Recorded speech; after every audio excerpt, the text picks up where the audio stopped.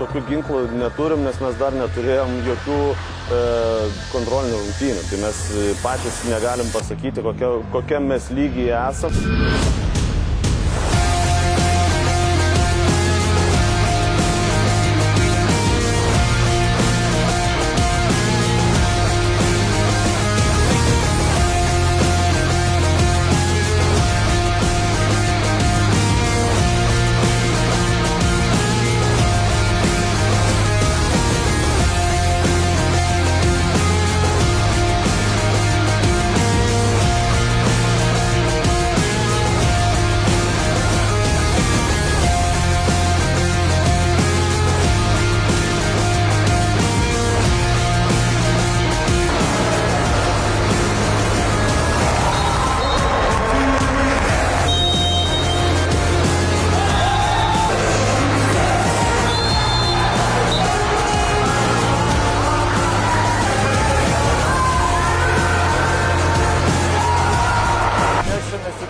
Prieš Šampą tikrai buvo nurašę ir nustebinom daugą, netgi ir patys save galėčiau pasakyti. Stengiamės palaikyti vieni kitus, išlikti vieningi iki galo.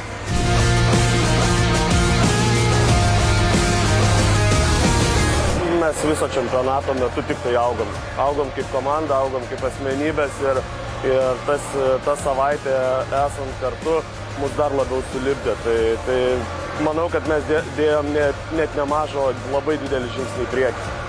Jutom tiek palaikymą iš šalies, tiek buvimą čia ir tos gal net pirmosios rungtynės prie savų žiūrovų mums buvo didesnis jaudulys, su kuo paskiau susigyvenom ir jau mes šiandien matėm, kad žaidžiant prieš akivaizdžiai stipresnius prancūzus, tos namų sienos palaikymas tų žiūrovų tikrai juntamas